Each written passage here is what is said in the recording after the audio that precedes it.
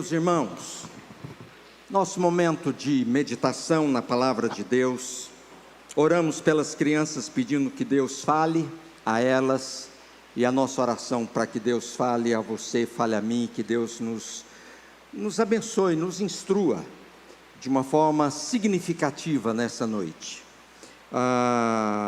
Antes de lermos a Bíblia, de abrirmos a Bíblia, nós temos aqui à frente esses post-its. Nós temos dois grupos aqui, de post-its que simbolizam ou que estão colocados aqui, não de nenhuma forma mística, no sentido de que isso tem algum significado que garanta algum milagre, mas como uma atitude do nosso coração de colocar diante da cruz alguns motivos que às vezes têm sido problemas sérios na nossa vida. Por exemplo, eu vejo aqui um pedido que fala procrastinação, tem outro aqui que fala preguiça, vamos ver o que mais aqui, medo, rejeição, tristezas, luto, ansiedade, medo, pensamentos negativos, depressão, que mais aqui? Falta de esperança. Tem vários motivos que foram colocados aqui diante da cruz. Por quê? Porque se há uma coisa que nós vivemos, são problemas, lutas, dificuldades. Cada um de nós com lutas, dificuldades específicas. As minhas talvez não são semelhantes de forma alguma às suas lutas, às suas dificuldades, mas nós as temos. Por outro lado, e essas são coisas que nós queremos deixar para trás, e aqui nessa porta, nós temos alguns pedidos aqui, que são pedidos que nós colocamos aqui no intuito de dizer: Deus, ouve a nossa oração, abra a porta, dá-nos a possibilidade de vermos milagres, coisas extraordinárias acontecendo no nosso meio. E nós temos aqui alguns pedidos, queridos, como por exemplo, para eu fazer devocional regularmente, ou seja, para crescer na fé. Eu tenho um outro pedido aqui, mais consagração. Quero ver meu filho nascendo com muita saúde. Sonho, olha esse aqui, engravidar. Tem um outro papelzinho aqui, esse aqui é legal, ser goleiro e ter um cachorro. Logicamente que isso aqui é de uma criança. Teve uma criança que colocou aqui também, ter um irmãozinho ou uma irmãzinha. Olha que pedido legal. Papai, mamãe, vamos lá trabalhar, gente. E quando nós colocamos aqui, nós estamos dizendo: Deus, abra portas. Deus, atenda a nossa oração, nosso clamor. Nós precisamos de uma intervenção do Senhor.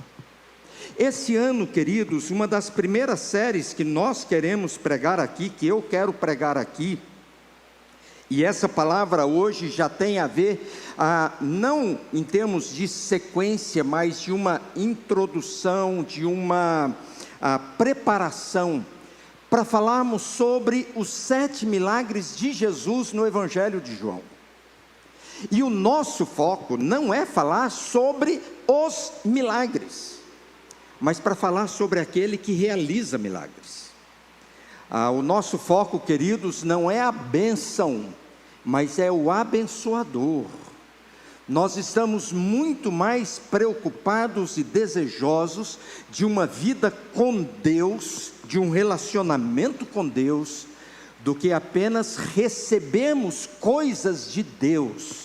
Lógico que aquilo que Deus nos der, os pedidos que aqui estão, que forem atendidos, amém, glória a Deus. E nós temos testemunhado de grandes milagres que Deus tem feito aqui. Eu estar aqui é um milagre, os irmãos sabem disso. Outros irmãos aqui têm experimentado milagres, e nós temos vivido dessa forma. Porém, queridos, Apesar da nossa expectativa e apesar de vermos milagres, muitas vezes, ao invés de vermos as coisas acontecendo na direção de soluções, de resoluções, as coisas parecem caminhar para se tornarem mais difíceis. Tem determinados momentos na nossa vida que nós planejamos alguma coisa, nós sonhamos, nós pedimos para Deus, e a sensação que nós temos é de que Deus não está ouvindo a oração, de que Deus resolveu não abençoar, de que Deus resolveu não responder. A sensação que nós temos muitas vezes é que as coisas vão ficando mais difíceis, mais complicadas. E deixa-me dizer uma coisa, às vezes é verdade, às vezes é verdade, às vezes é exatamente isso que acontece. E hoje, queridos, eu me propus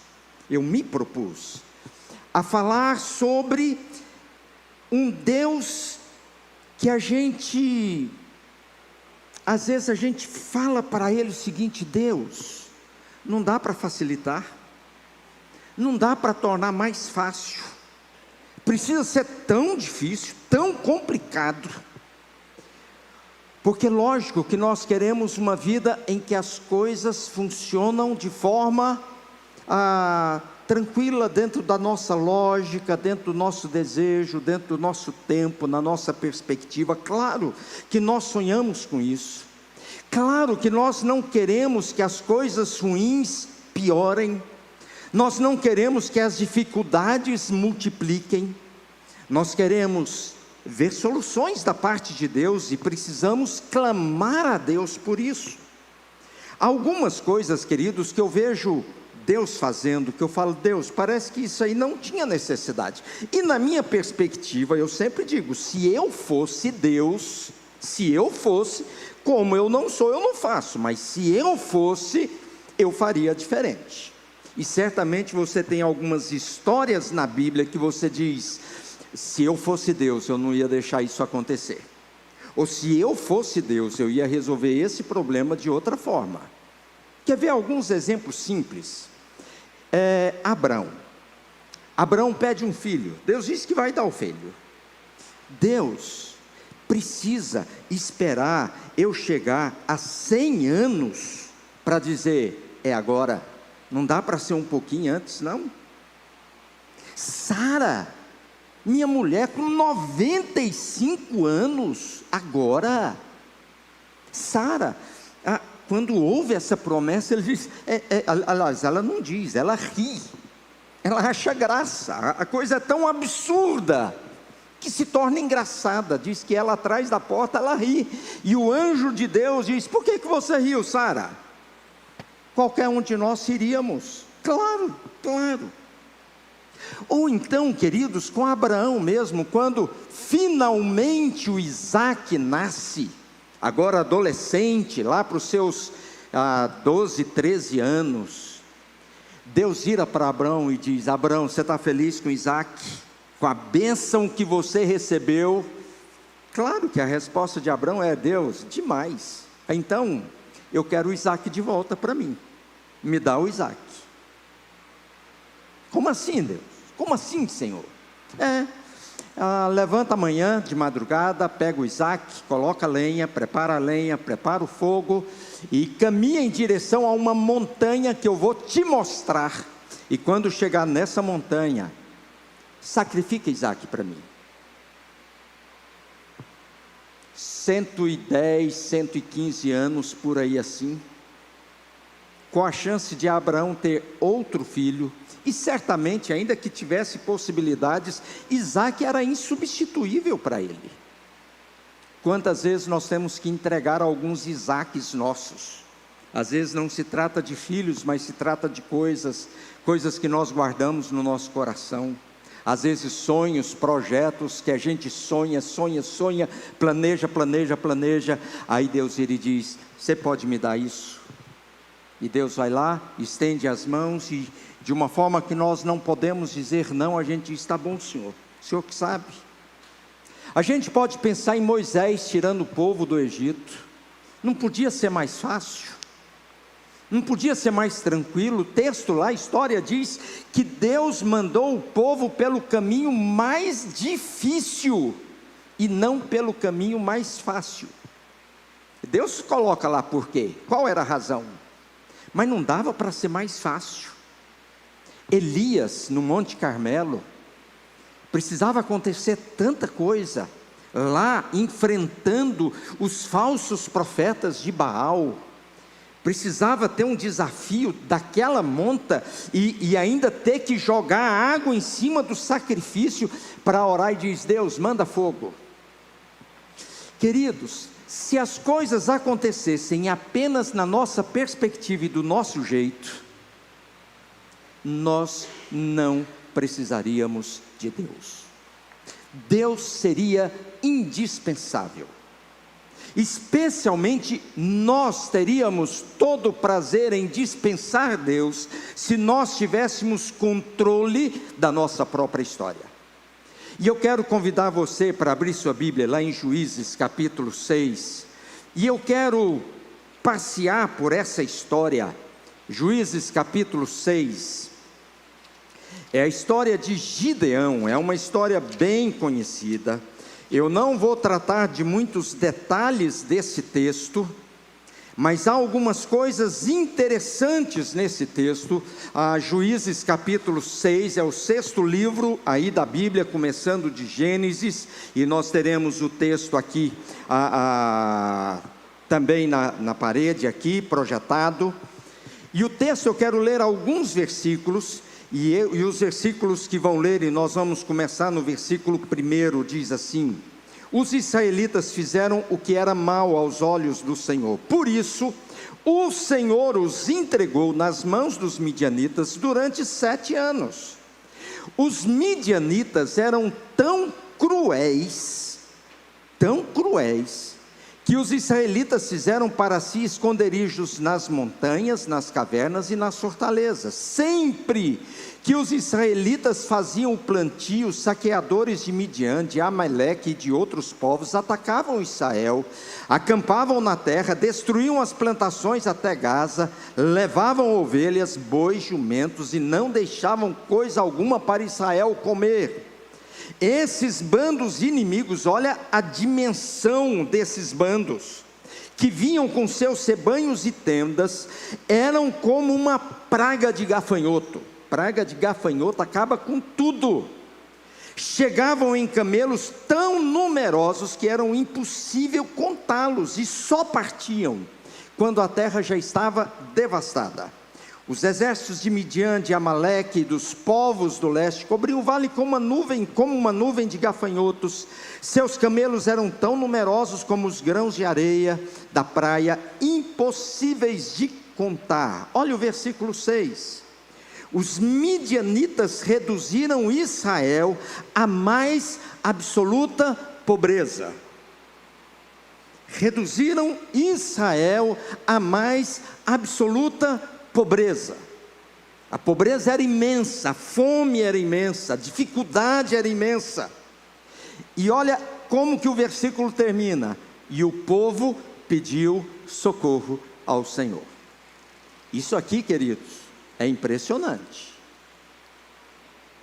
A tendência humana, e depois eu vou falar das causas, é só pedir por socorro e se dispor a viver como Deus quer, quando a miséria em todas as áreas da vida chega.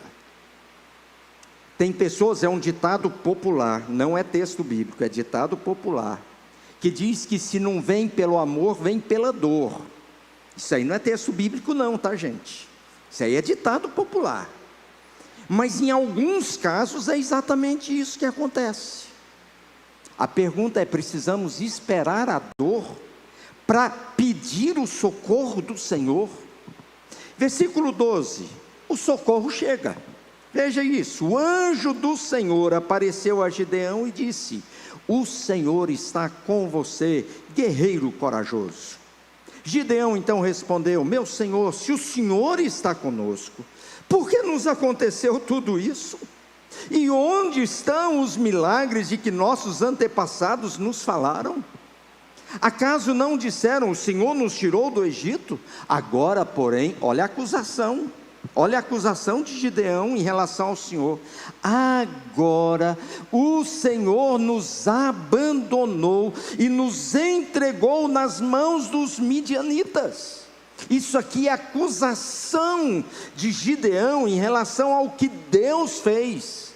O Senhor está conosco. Como então foi possível que a gente chegasse nesse ponto?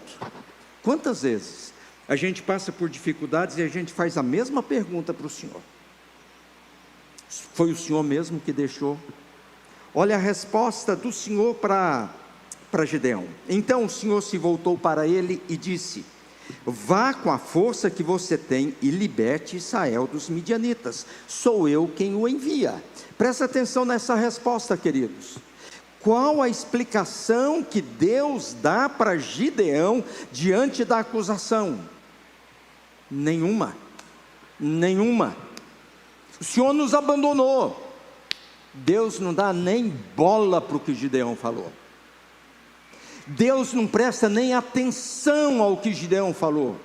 Deus tinha resolvido libertar aquele povo, e Deus vai a Gideão, e apesar de Gideão, Deus o faz. Senhor, como posso libertar Israel? Perguntou Gideão. Meu clã é o mais fraco de toda a tribo de Manassés, e eu sou o menos importante da minha família. Versículo 16: certamente estarei com você, disse o Senhor, e você destruirá os midianitas como se estivesse lutando contra um só homem. Gideão respondeu: se de fato posso contar com tua ajuda, dá-me um sinal de que é mesmo o Senhor que fala comigo. Por favor, não vás embora até que eu te traga a minha oferta. E o Senhor respondeu: ficarei aqui até você voltar. Aí nós temos um pouco da história que eu não quero entrar aqui, que são esses sinais, o sacrifício, a oferta que Gideão faz. E aí nós vamos lá para o versículo 33. Pouco tempo depois, os exércitos de Midian, de Amaleque e de outros povos do leste se uniram. Eles atravessaram o Jordão e acamparam no vale de Jezreel. Jezreel, queridos, é o mesmo vale que no Apocalipse é chamado de Armagedon. É o mesmo lugar, é o mesmo vale de uma grande batalha prometida para os tempos do fim. Eles atravessaram, aliás, versículo 34. Então o Senhor veio sobre Gideão, que tocou a trombeta de chifre de carneiro, convocando para a batalha os homens de toda a nação, e diz que eles se reuniram, eles atenderam ao chamado de Gideão. Capítulo 7, e aqui, queridos, é quando a gente olha para Deus e diz: Deus, já está difícil, o Senhor quer que se torne mais difícil, está complicado, o Senhor quer complicar ainda mais. Jerubbaal, isso é, Gideão e todo o seu exército, se levantaram de madrugada e acamparam junto à fonte de Arode. Os exércitos de Midian estavam acampados ao norte deles, no vale perto da colina de Moré. E o Senhor disse a Gideão, e aqui, queridos, Deus é extraordinário, Deus é surpreendente. Deus vira para Gideão e diz: Gideão, você tem guerreiros demais. Se eu deixar vocês lutarem contra os midianitas, Israel se vangloriará diante de mim, dizendo que se libertou por própria força. Portanto, diga ao povo: quem estiver com medo e assustado, pode deixar esse monte e voltar para casa. Deus vira para Gideão, comandante, tem aquele exército, 33 mil homens, mas muito pequeno, perto da grandeza dos exércitos inimigos, e esses 33 já eram poucos.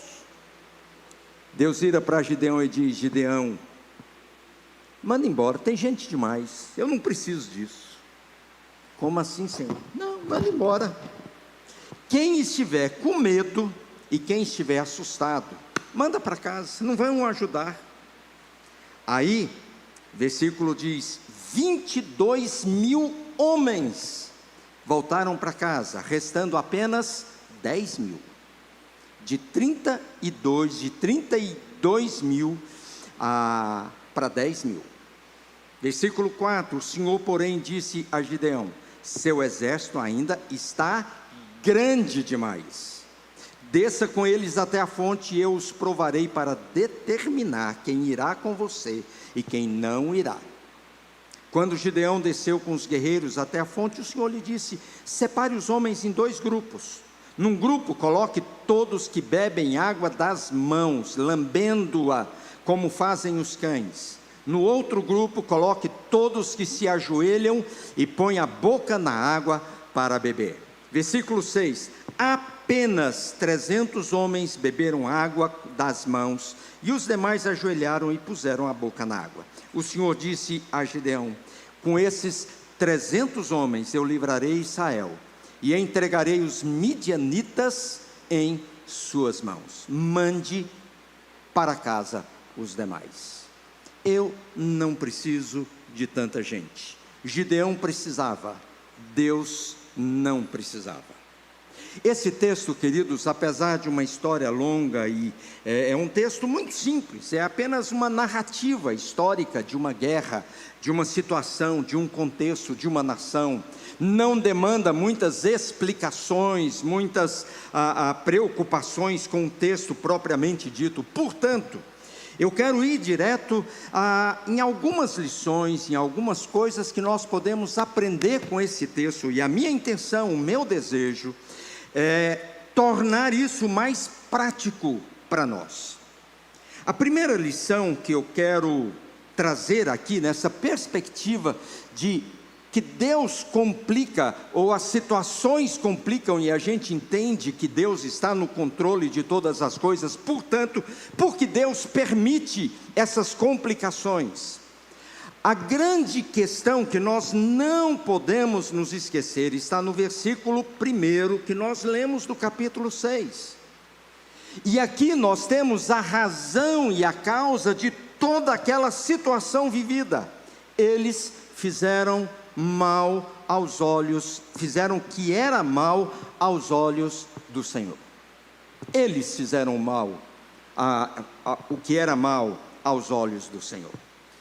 Queridos, a razão e a causa, e aí eu posso afirmar, de todos os nossos problemas,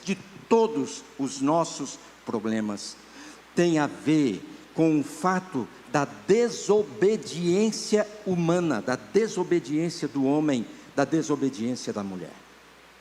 Não há nenhuma outra fonte além dessa, pelo qual nós enfrentamos as nossas lutas. E talvez você esteja falando aí no seu coração: eu não concordo, porque tem coisa que não é causado pelo pecado. É verdade e não. Por quê? Nós precisamos entender que há pecado e pecado. E eu quero diferenciar aqui pecado de pecado, dizendo que há pecado com P minúsculo e pecado com P maiúsculo. E eu quero destacar isso aqui apenas tentando ser um pouco didático. O que eu chamo de pecado com P minúsculo? Não estou falando aqui de pecadinho e de pecadão não, gente, tá? Podem ficar tranquilos. De pecado com P minúsculo, eu estou falando daqueles pecados que nós cometemos, que nós praticamos, que nós, às vezes de forma intencional ou não, nós caímos em algumas tentações e desobedecemos a Deus. Pecado, esse pecado com P minúsculo, é toda transgressão que nós cometemos contra Deus. É tudo que nós fazemos, tudo que nós falamos, tudo que nós pensamos, que desagrada a Deus, ou então aquilo que nós deixamos de fazer, deixamos de pensar e deixamos de falar. São pecados em relação a coisas, atitudes, palavras, pensamentos, ações, e que nós os cometemos, e muitas vezes esses pecados com P minúsculo, eles nos causam sofrimento e consequências. Se eu resolvo andar aí na Castelo a 180 por hora, meu carro não chega nisso, né? Mas se eu tivesse um Porsche, por exemplo, e eu resolvesse pegar e ir a Castelo de madrugada, sabemos onde tem os radares fixos, e eu falava, vou aproveitar a potência do meu carro, 180, 200, tal, de repente eu cochilo, bato na traseira de um caminhão, não sobra nem lembrança. Isso é consequência direta de um ato pecaminoso, entenderam? Isso é. Agora, eu posso ficar doente, e eu estou citando doença porque muitas vezes as pessoas questionam sobre isso. Eu posso ficar doente, eu posso falecer por causa da minha enfermidade. E algumas pessoas às vezes perguntam, qual foi o pecado? Nenhum. Esse pecado com P minúsculo, às vezes eles trazem consequências diretas e objetivas na nossa vida, mas não necessariamente. Então nós não podemos, a não ser que a gente tenha feito um exame, um autoexame, e a gente chegue à conclusão que de fato aquilo é consequência a algum pecado específico. Mas no geral, queridos, nós temos que entender que nós lidamos com esses pecados minúsculos, pecados maiores, menores, não importa, de todas as formas, e que às vezes esses pecados nos trazem consequências, como foi o caso desse povo. Eles fizeram o que era mal diante do Senhor. Por isso, mas aqui também eu quero falar do pecado com P maiúsculo.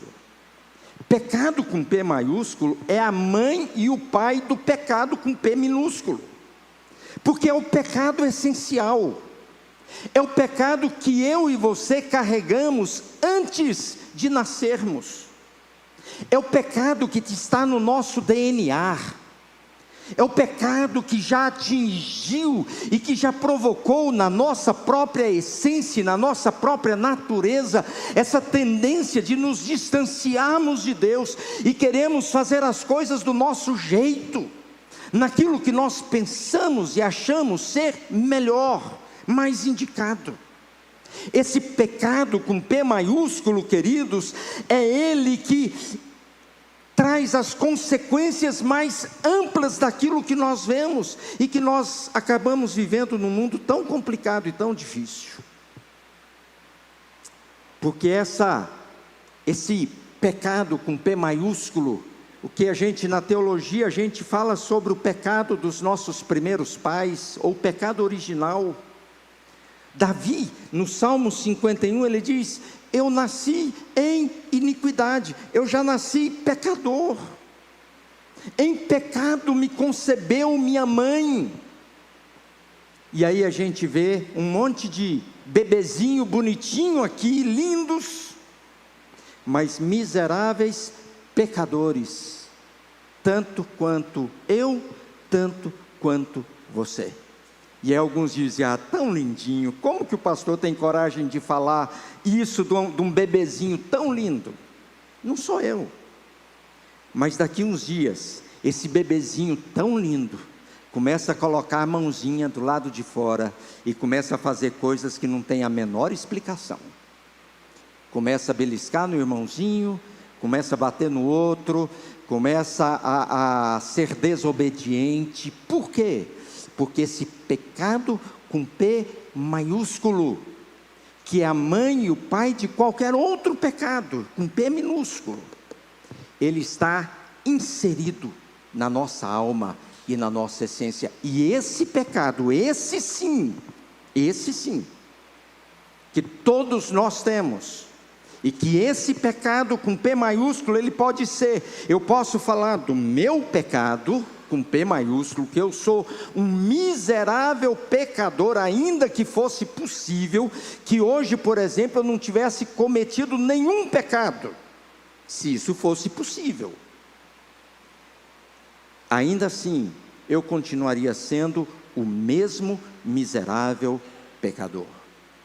E é isso que traz consequências tão graves na história da humanidade.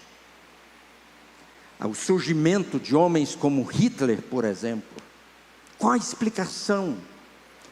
Essa essência má do nosso coração, queridos. E se nós não tivéssemos a ação do Espírito, nós seríamos tão maus como Hitler e tantos outros. O que eu quero dizer, queridos, é que nós somos os pais e as mães das nossas complicações, dos nossos próprios problemas. Nós somos. E nós precisamos, queridos, nos arrepender e termos um coração quebrantado na presença de Deus. Não há nenhum motivo para nós nos sentirmos melhor do que qualquer outra pessoa.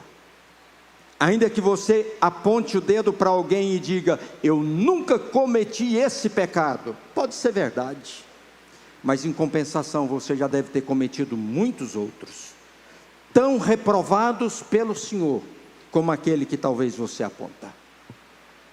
A nossa atitude precisa ser de quebrantamento, humildade, vergonha, de choro, de lamento.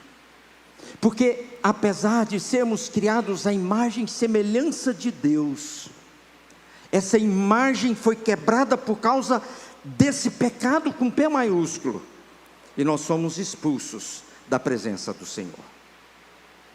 Segunda coisa que eu quero destacar aqui, queridos, é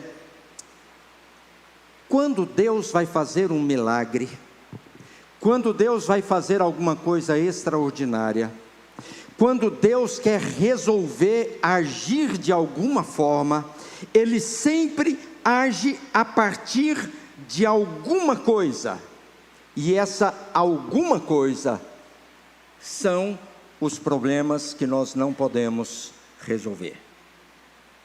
Isso é para dizer, queridos, que nós precisamos ter ainda mais consciência das nossas limitações, que esse pecado com P maiúsculo nos trouxe ainda mais essa limitação para nós resolvermos as coisas do nosso jeito, no nosso tempo, e como a gente prefere. Nós não conseguimos, porque nós estamos envoltos em determinados problemas, determinadas lutas, e nós precisamos reconhecer qual é o nosso problema. Esse povo, diz o versículo 1, esse povo só buscou o socorro de Deus quando eles já estavam vivendo de forma miserável sobre a terra, quando já não tinha mais o que comer, quando não tinha mais como sobreviver naquele lugar, e aí de repente, podemos buscar a Deus. Aí eles buscaram o Senhor. Não demore a reconhecer o seu pecado, ou reconhecer o problema que você vive. Busque ao Senhor antes que o seu pecado ou que os seus problemas se tornem ainda mais graves. Terceira lição: mais importante do que ter o socorro de Deus é ter o Deus do socorro. Mais importante do que ter o socorro de Deus é ter o Deus que socorre. Estamos vivendo num tempo, queridos, em que o Evangelho tem sido diluído na realização das satisfações humanas. Infelizmente, em muitas igrejas, algumas teologias que não são Evangelho, que não são bíblicas, que não passam no crivo de um exame mais cuidadoso das Escrituras, tem prometido milagres aos montes em nome do Senhor, e isso tem produzido uma multidão de pessoas decepcionadas com Deus. Sabe por quê? Vem alguém e diz: não, Deus vai te curar, e não cura. Vem alguém e diz: Deus vai te dar um emprego essa semana, e não acontece. Deus vai arrumar um casamento para você esse ano, e não acontece. E as pessoas vão ouvindo essas profetadas. E eu estou falando profetadas porque eu creio em profecias, eu creio. Então estou dizendo profetadas para diferenciar. As pessoas vão ouvindo essas profetadas e ao invés de se decepcionarem com esses falsos profetas, eles começam a se decepcionar com Deus. Porque o fulano disse que Deus ia fazer. O fulano disse que Deus avisou isso, isso e isso. O fulano ou a fulana avisou que ele poderia fazer aquilo porque foi Deus que mandou. Nós precisamos ter muito cuidado porque às vezes nós corremos atrás dessas soluções rápidas de Deus. E eu quero dizer uma coisa aqui, queridos, extremamente séria, e que para mim é a essência da nossa caminhada com Jesus. Antes do milagre, Deus quer que a gente veja aquele que realiza o milagre. Aquele que realiza o milagre quer ser reconhecido como Deus. É o Deus que socorre, não é o socorro de Deus. As pessoas hoje estão muito preocupadas com soluções rápidas, e não há nenhum problema quanto a isso, mas começam a diluir o Evangelho, só para que essa solução rápida aconteça, e aí é o problema. E a grande questão, o grande desafio, queridos, é nós entendermos que o mais importante é saber que o Deus que socorre está conosco. Veja, por exemplo, no caso de Gideão, versículo 12 do capítulo 6, o Senhor está com você, guerreiro corajoso. Gideão tinha as suas virtudes, mas o princípio de tudo, o segredo da vitória, a garantia de que Gideão seria bem sucedido naquela batalha é: o Senhor está com você. Lá no versículo 16, Deus falando diretamente com Gideão: certamente eu estarei com você, disse o Senhor. E aí Deus completa e diz: e você destruirá os midianitas. Eu estarei com você e você vai fazer o serviço, vai derrotar os midianitas. Mas Gideão não derrotaria os midianitas se o Senhor não estivesse com ele. Capítulo 7, versículo 7, com esses 300 homens, quem está falando é o Senhor, eu livrarei Israel e eu entregarei os midianitas nas suas mãos. É Deus presente. Queridos, Moisés, quando ele está no meio do povo no deserto, o povo constrói aquele bezerro de ouro, Moisés desce, destrói as tábuas da lei, e naquele momento é um momento de muita crise.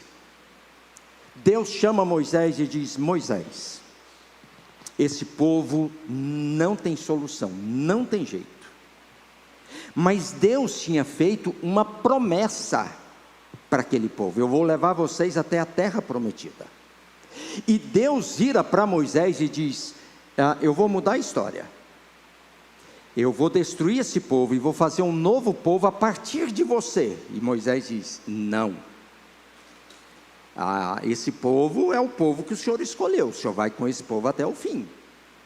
Aí Deus vira e diz: então eu vou cumprir minha promessa, eu vou levar o povo até a terra prometida, mas eu não vou com vocês. Eu vou mandar um anjo, mas eu não vou com vocês não. O que eu diria? Talvez, não sei. Talvez eu diria: tudo bem, Deus, é uma pena que o Senhor não vai com a gente, né? Seria uma viagem boa. Mas já que o Senhor não quer ir, vai mandar o anjo, tudo bem. Moisés vira para Deus e diz: Deus, se o Senhor não for conosco, nós não daremos um passo sequer. Um passo sequer. Nós não vamos sair daqui, nós vamos morrer aqui. Se o Senhor não for conosco, nós não saímos daqui. Deixe-me dizer uma coisa aqui, queridos, com muita tristeza, com muito temor, e não tenho tom de acusação, apenas de constatação. Eu vejo muita gente que se diz crente, literalmente vendendo a alma para o diabo, para conseguir qualquer coisa. Não importa se é de Deus ou se é do diabo, o importante é que eu quero, o importante é que eu quero. Queridos, se Deus não estiver conosco, se Deus não caminhar conosco, meu irmão, minha irmã, não dê um passo sequer, não dê um passo sequer, não tome uma decisão sequer, submeta-se à companhia e à presença de Deus, a certeza de que Deus está com você. Salmo 139, ainda que eu vá para qualquer lugar, eu sei que o Senhor vai estar comigo. A gente pode ter essa convicção de que qualquer lugar que nós formos, o Senhor estará conosco, porque ainda que a gente não tenha chegado lá em qualquer lugar para Deus é aqui ao nosso lado, e nós precisamos da companhia do Senhor.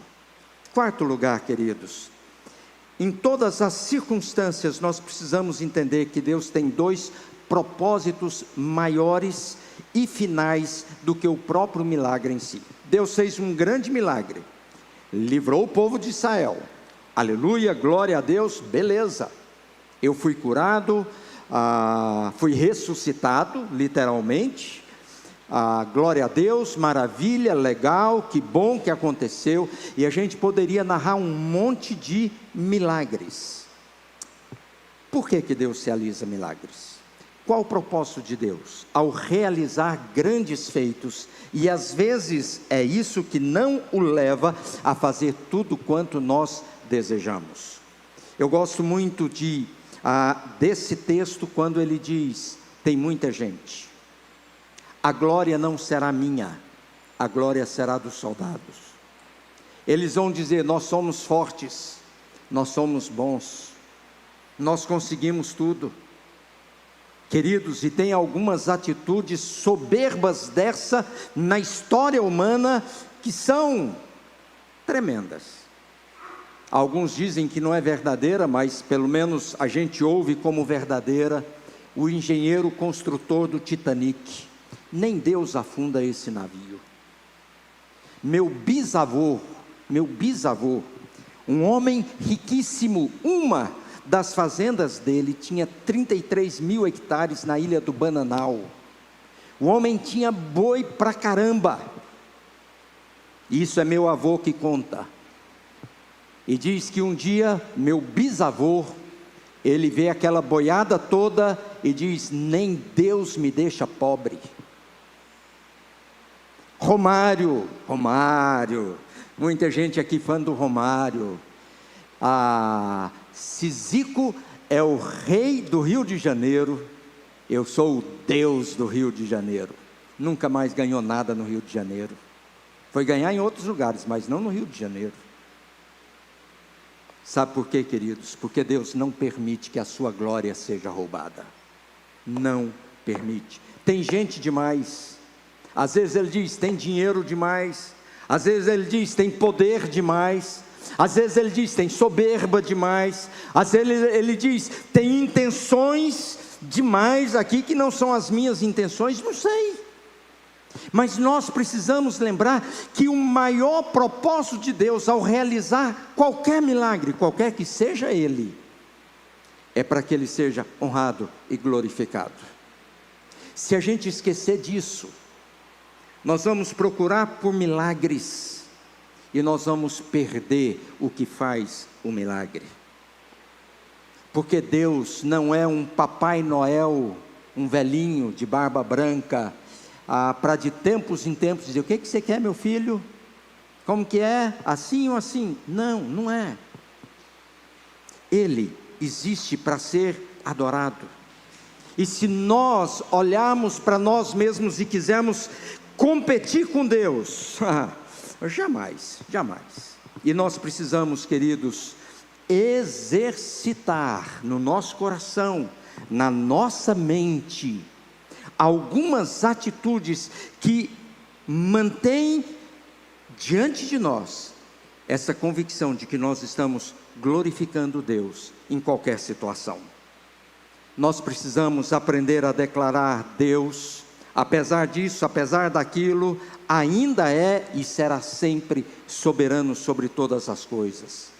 Deus, apesar de tudo, apesar de todas as lutas, de todas as aflições ou das coisas boas, Deus continua me conhecendo. Ele sabe quem eu sou, Ele sabe meu nome, Ele sabe meu endereço, Ele sabe de tudo. Os anjos ainda respondem ao chamado de Deus para socorrer quem quer que seja. O coração dos poderosos ainda obedece ao comando de Deus e obedecerá sempre. A morte de Jesus é o único elemento capaz de salvar a raça humana, seja do pecado do P minúsculo ou do pecado com P maiúsculo, e nos aproximar e nos reconciliar com Deus novamente. O Espírito Santo ainda habita em nós e continuará habitando nos seus santos, nos seus justos, até o último dia. A sepultura ainda é e será sempre uma morada temporária, por algum tempo, e o céu estará sempre à distância de apenas algumas batidas do nosso próprio coração. Independente da circunstância, queridos, nós temos essa certeza de que há um lugar que Jesus preparou para nós estivermos. Deus ainda é e será sempre fiel, digno de toda honra, de todo louvor, de toda glória. Deus nunca é e nunca será pego desprevenido, e Deus usa absolutamente tudo para a sua glória e para fazer o que é melhor para mim e para você, ainda que aos nossos olhos não pareça ser o melhor. Segundo propósito, queridos, primeiro focado em Deus, primeiro propósito do milagre, a glória de Deus. Segundo propósito do milagre, focado em nós, gerar fé, gerar confiança, gerar uma confiança ousada e corajosa. Sermos homens e mulheres que confiam. Deus pede para Gideão: manda embora esses milhares de soldados, eu quero 300, suficiente, e não vai precisar nem de espada. Eu quero 300 soldados, com barro de cerâmica, e com fachos de luz, é isso que eu quero, é o suficiente. Como, Senhor, como? Eu gosto muito quando João vai dizer, lá no capítulo 20, que os discípulos viram Jesus fazer muitos outros sinais, além dos que estavam no livro, que são 7, e nós vamos falar esse ano sobre esses 7 milagres. Mas ele diz o seguinte, versículo 31, esses 7, de Jesus fez muito mais, mas esses 7, estão registrados para que vocês creiam. Esses estão registrados com um objetivo específico, que vocês creiam, que Jesus é o Cristo, Filho de Deus, e para que, crendo nele, tenham vida pelo poder do seu nome. O milagre não é o último objetivo de Jesus. O milagre é uma ferramenta de Jesus para manifestar o seu poder, para manifestar a sua glória, para aumentar a nossa fé, para despertar no nosso coração, na nossa consciência, essa confiança ousada no Senhor, para que a gente tenha vida e vida eterna, para que a gente seja salvo. E aí, queridos, eu posso dizer que quando o milagre tem esse objetivo, Deus está providenciando um milagre dentro do milagre. É um milagre que acompanha outro milagre. Porque se há um milagre acontecendo, primeiro milagre em João, a transformação de água em vinho, o texto termina, e os seus discípulos creram nele. O primeiro milagre, transformação de água em vinho. Segundo milagre, os seus discípulos creram nele. Crer para quê? Crer para quê? 3 propósitos. Crer para viver. Crer para viver, queridos, refere-se a vivemos como homens e mulheres de Deus.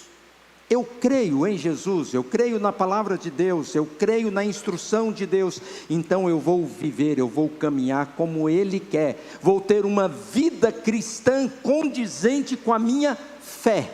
Isso é fé, prática, para o dia a dia. Eu pratico, eu faço, eu obedeço. Os outros até podem fazer, mas eu não. Por quê? Porque eu creio.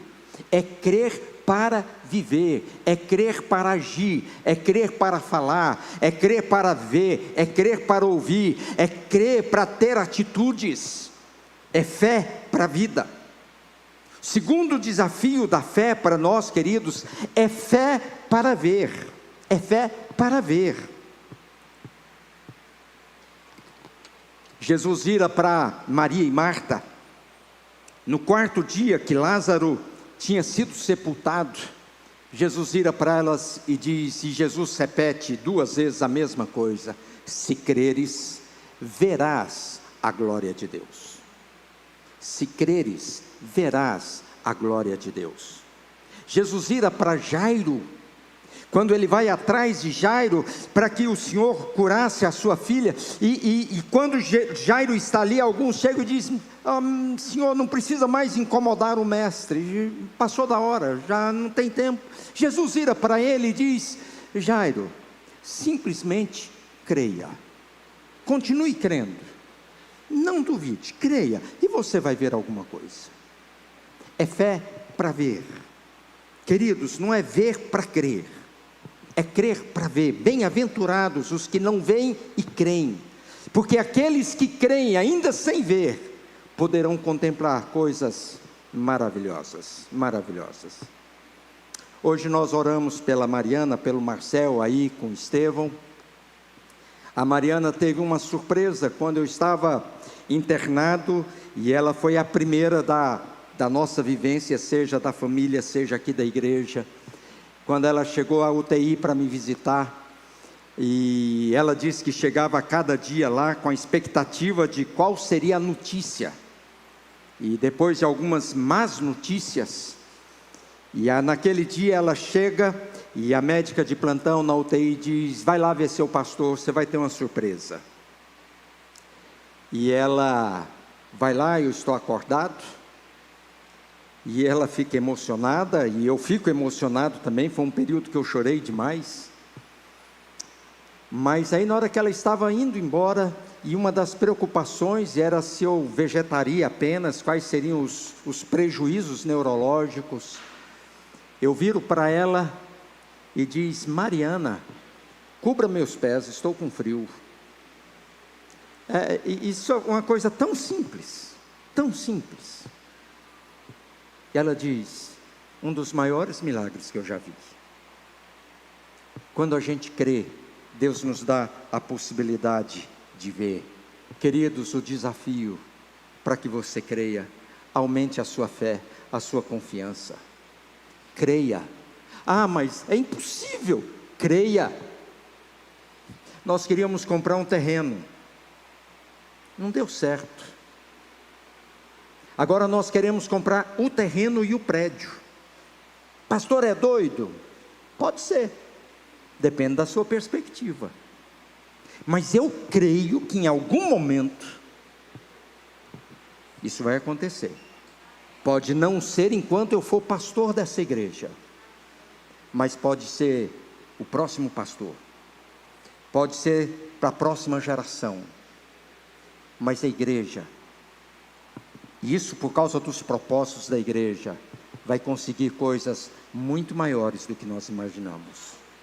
Mas nós precisamos crer para que Deus se agrade de nós e faça, e um dia nós veremos.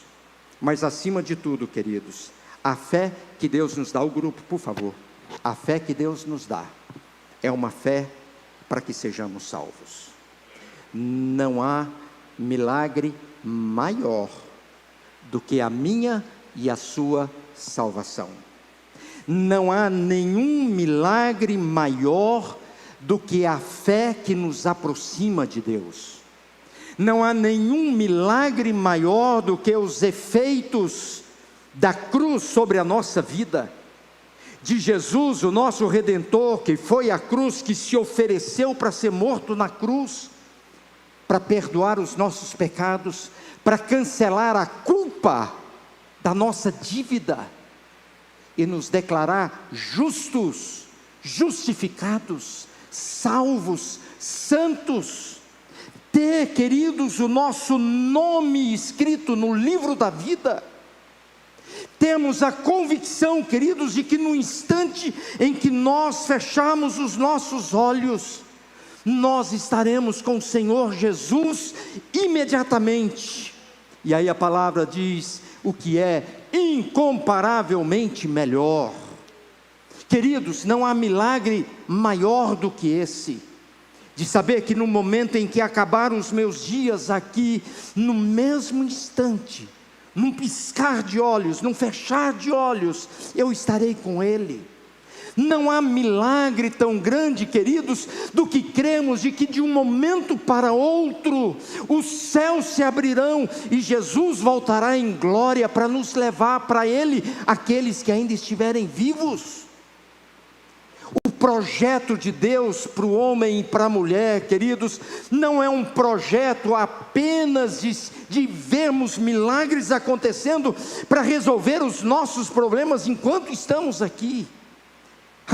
Que Deus faça muitos milagres, eu oro por isso, que Deus os realize abundantemente, mas se Ele resolver não realizar nenhum outro milagre daqui para frente, que a gente tenha plena convicção de que nós já experimentamos o maior de todos os milagres, o milagre de ter sido tirado do poder do inferno, ter pisado na cabeça da serpente, e saber que o inferno está destinado apenas àqueles que não creram, não confiaram, que não foram alcançados pela redenção oferecida por Jesus, pela ação do Espírito. E nós podemos dizer, aleluia, nós estamos em Cristo Jesus. Hoje pela manhã o Rafael falou sobre o fato de sermos adotados como filhos de Deus. Somos filhos e Deus não nos abandona, não nos abandonará. Ele nunca deixará de ser o nosso Pai que está nos céus, e nós, os filhos de Deus, irmãos de Jesus Cristo, herdeiro da mesma herança que ele receberá de estar sentado diante de Deus, nós também receberemos. Queridos, a vida às vezes é complicada. Deus pode solucionar um monte de coisa? Pode, mas Ele tem motivos muito maiores do que apenas resolver os meus e os seus problemas, muito maiores. Que a gente ore e peça a Deus por milagres. Vamos continuar orando por isso. Deus, aumenta a minha fé. Que a gente veja nesse lugar pessoas sendo curadas, pessoas sendo ressuscitadas, pessoas sendo restauradas em diversas áreas da vida. Milagres diversas. A gente poder orar por alguém e de repente Deus abrir os céus e dizer: está curado, e está curado, e pronto, e não tem dúvida quanto a isso. Mas se não acontecer nada disso, queridos, que haja abundância de salvação e de salvos nesse lugar, porque não há nenhum milagre que seja maior do que aquilo que nós recebemos gratuitamente em Cristo Jesus.